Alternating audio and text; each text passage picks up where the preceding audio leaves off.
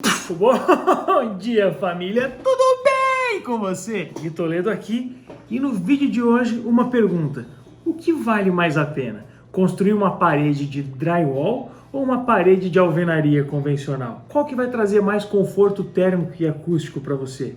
Qual que vai pesar menos na estrutura da sua casa, economizar mais espaço? Qual que é mais rápida de construir e principalmente qual que é a mais barata? Para ficar sabendo a resposta dessas perguntas e muitas outras, vem comigo nessa batalha de métodos construtivos.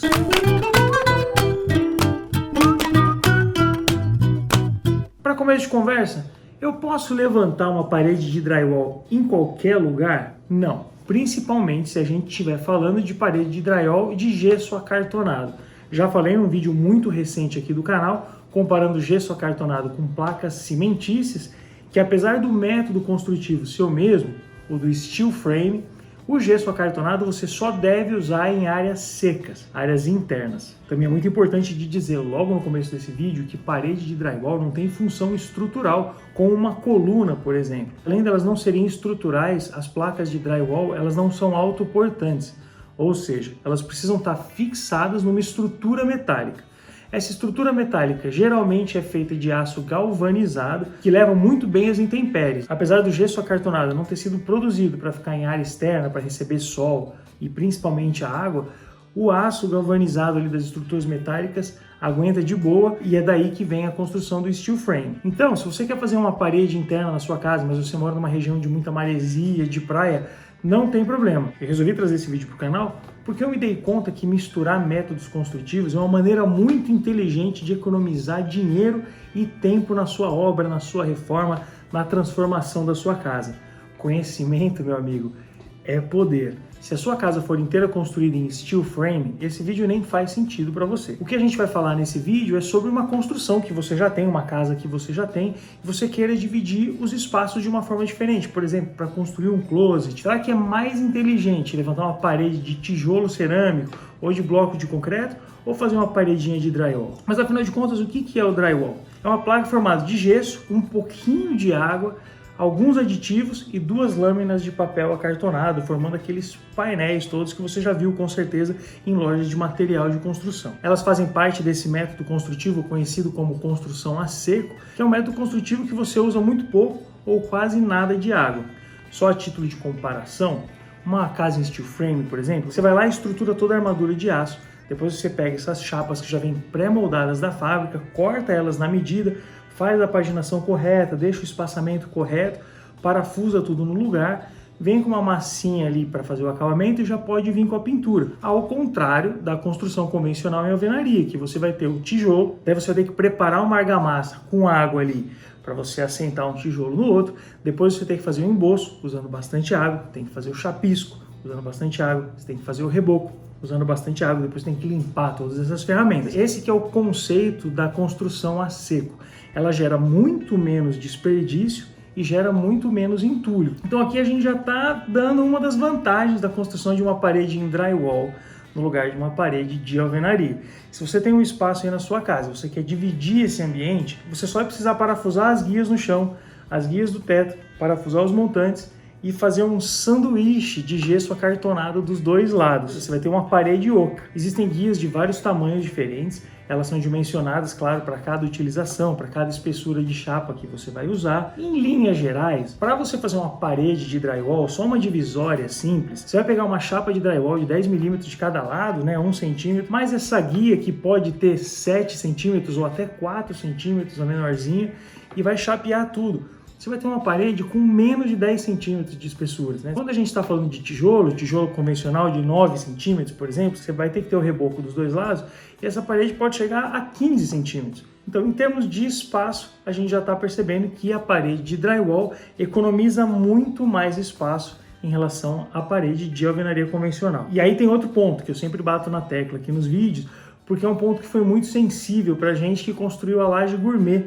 aqui no terceiro andar da nossa casa. Carga, peso. Uma parede de drywall chega a pesar 70% menos que uma parede construída com alvenaria comum.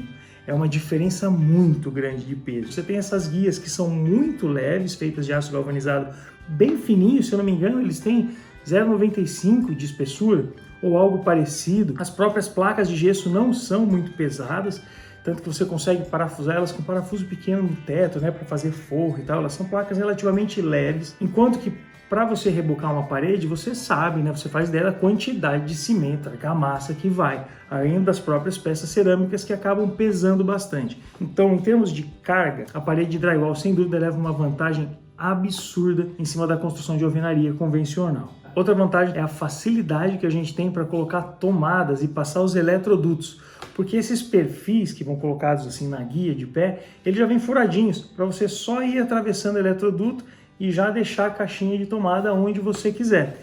Quem construiu com alvenaria, ou já viu uma construção de alvenaria, sabe a quantidade de trabalho e entulho que dá para você cavar um buraco para passar ali com o eletroduto, né, com o conduíte pelo caminho todo da casa. Depois você tem que conseguir prender ele ali bonitinho para ele não saltar na hora do reboco.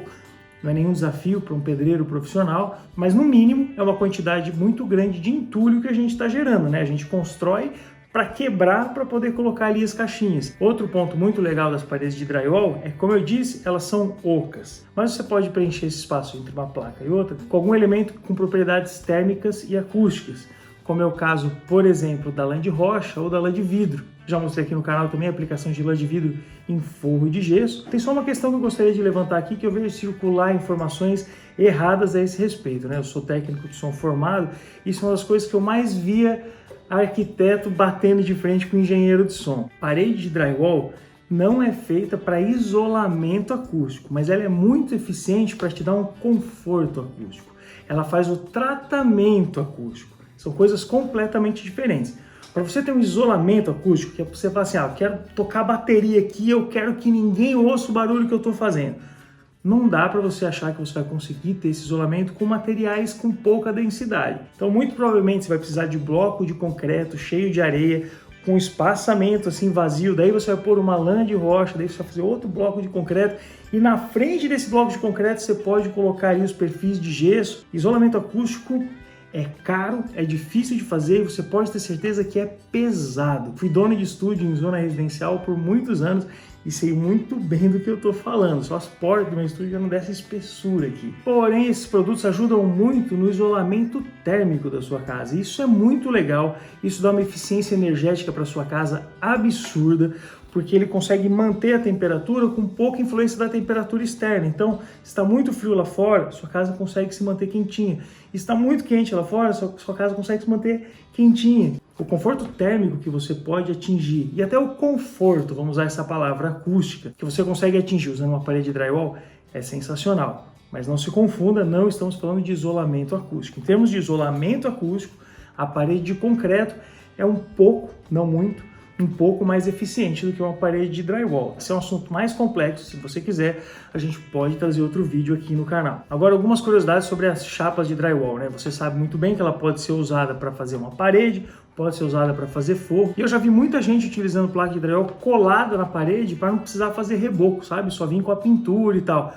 Mas eu tenho minhas dúvidas sobre se isso vale a pena financeiramente. Eu acho que daí, se você já tem uma parede levantada, fazer só o reboco sai mais em conta. Existem vários modelos de placa de gesso acartonado disponíveis no mercado, sendo que as 3 mais comuns são o Standard, que é aquele branquinho que você vê em qualquer loja de material de construção, que você nunca deve usar em áreas úmidas, molhadas, áreas externas. Tem uma outra que é relativamente comum também, que é aquela placa de gesso acartonada verde, que é indicada para áreas úmidas. Muitas vezes no banheiro, próximo a uma cuba de cozinha, onde vai ter respingo de água. Não significa que ele é a prova d'água, ele é um pouco mais resistente à umidade. São coisas completamente diferentes. Tem também aquelas placas avermelhadas que são mais incomuns de você encontrar, que elas são mais resistentes a fogo. Então, geralmente, elas são usadas ali para construção de escada de emergência, etc. Outro ponto interessante para você que acompanha DIY ou faça você mesmo em canais internacionais, com certeza já reparou, é que na gringa é muito comum colocar placa de gesso acartonada em madeira e não em estruturas metálicas. E ela vai muito bem com a madeira, tá tudo certo. Tem alguns cuidados que você tem que ter ali com dilatação, etc. Se você é fã de Irmãos à Obra, já viu várias vezes os caras cortando ali para tirar cupim, mofo, essas coisas, e você repara que as placas estão todas parafusadas direto na madeira. Às vezes até uma opção mais em conta para você fazer a sua divisória de drywall. Então vamos lá, essa batalha aqui tá pendendo demais pro lado do drywall, mas a gente ainda não falou, por exemplo, de preço, acabamento e velocidade. Vamos chegar lá. Deixa eu antes puxar um pouco a sardinha agora pro lado da construção de alvenaria convencional. Quais são as vantagens dela? Ela tem um pouquinho mais assim de fator de isolamento acústico, ela deixa passar menos barulho, mas também não é uma coisa que você fala, nossa, que grande diferença. Ela é um pouco mais eficiente. Onde ela ganha mesmo é na resistência. Porque, cara, uma parede de drywall, de verdade, você tá muito irritado, deu uma bica na parede, você consegue fazer um buraco nela. E aí você fala, pô, mas eu sou um cara controlado, eu não vou ficar chutando minha parede. Porém, você provavelmente tem uma televisão na sua casa, pode querer instalar um aparelho de ar-condicionado, tem um quadro bonito de família ali do casamento, 50 km de quadro, e você quer pendurar na sua parede? Então, o drywall convencional tem suas limitações. Você não consegue pendurar coisas pesadas no gesso acartonado. É muito difícil a buchinha, mesmo aquela buchinha borboleta que encaixa atrás do gesso acartonado, dela pegar uma boa fixação. Para você ter ideia, aqui em casa, a nossa plaquinha do YouTube de 100 mil inscritos não foi nem a de 1 milhão que não chegou. Você não está inscrito no canal, é isso que acontece. Caiu, a buchinha borboleta não segurou bem ali na parede de drywall. Ele vai laceando, sabe? Ele vai abrindo. É gesso, né? Não é uma coisa resistente. Suporte de televisão, por exemplo, nem pensar em parafusar direto no gesso acartonado. Você vai ter que procurar onde estão os montantes para você fazer a furação certinha ali nos montantes e ter alguma chance dele agarrar. Mas eu vou dizer para você que isso também não é o ideal.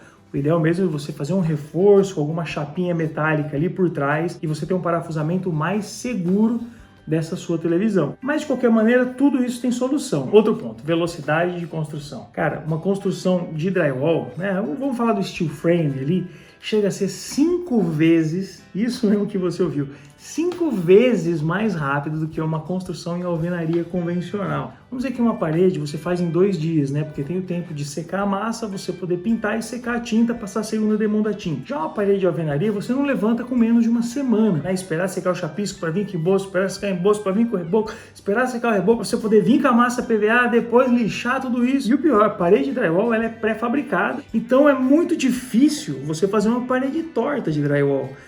Eu quero saber quantas pessoas estão assistindo esse vídeo aqui que tem paredes retas em casa.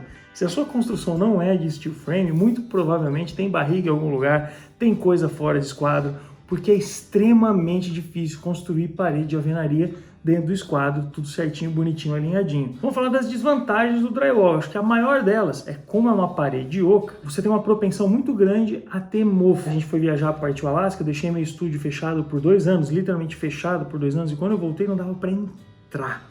Um cheiro de mofo. Ele consegue esconder cupim, então eu tive até porta de madeira que foi comida por cupim, porque o cupim se esconde ali nos vãos do gesso, nessa parede oca que ele tem. É um convite mesmo para a vida selvagem. Esse é um ponto negativo que você não tem na construção de alvenaria convencional. Outro ponto negativo é que a mão de obra é especializada. É mais difícil você achar um bom gesseiro do que achar um bom pedreiro. Aqui no Brasil a gente está muito acostumado com a construção convencional e ainda não muito acostumado com versões alternativas, né? Métodos construtivos alternativos. Então a mão de obra especializada é um pouco mais difícil, mas eu não diria nem que tanto.